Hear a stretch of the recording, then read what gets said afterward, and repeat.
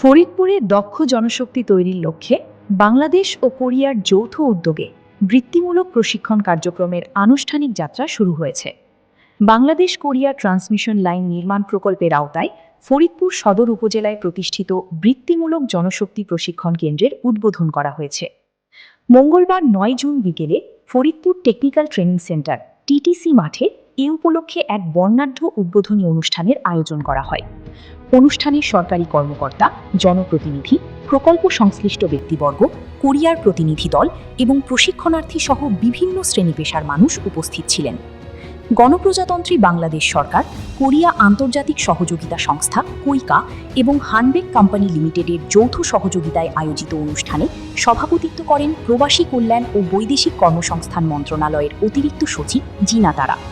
প্রধান অতিথির বক্তব্যে সাবেক মন্ত্রী ও সংসদ সদস্য এয়ার ভাইস মার্শাল অবসর আলতাফ হোসেন বলেন, বর্তমান বিশ্বে দক্ষ জনশক্তির চাহিদা দিন দিন বৃদ্ধি পাচ্ছে। বাংলাদেশের বিপুল জনসংখ্যাকে দক্ষ মানব সম্পদে রূপান্তর করতে হলে যুগোপযোগী কারিগরি শিক্ষা ও ভাষা প্রশিক্ষণের বিকল্প নেই। এই প্রশিক্ষণ কেন্দ্র সেই লক্ষ্য বাস্তবায়নে গুরুত্বপূর্ণ ভূমিকা রাখবে।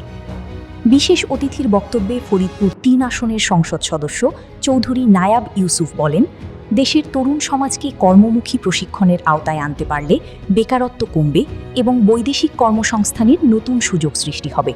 তিনি এ ধরনের আন্তর্জাতিক সহযোগিতা আরও সম্প্রসারণের আহ্বান জানান। অনুষ্ঠানে আরও বক্তব্য দেন ফরিদপুরের অতিরিক্ত জেলা প্রশাসক সার্বিক মোহাম্মদ সোহরাব হোসেন ও পুলিশ সুপার মোহাম্মদ নজরুল ইসলাম। বক্তারা বলেন, দক্ষতা উন্নয়নের মাধ্যমে দেশের অর্থনীতিকে আরও শক্তিশালী করতে সরকার বিভিন্ন কর্মসূচি বাস্তবায়ন করছে। ফরিদপুরে প্রতিষ্ঠিত এই প্রশিক্ষণ কেন্দ্র সেই ধারাবাহিকতার একটি গুরুত্বপূর্ণ সংযোজন। কোইকা ও হানবেক কোম্পানি লিমিটেডের প্রতিনিধিরা জানান, প্রশিক্ষণ কেন্দ্রটিতে ট্রান্সমিশন লাইন নির্মাণ সংক্রান্ত কারিগরি দক্ষতা, নিরাপত্তা ব্যবস্থাপনা, আধুনিক যন্ত্রপাতি ব্যবহারের কৌশল এবং কোরিয়ান ভাষা শিক্ষা প্রদান করা হবে।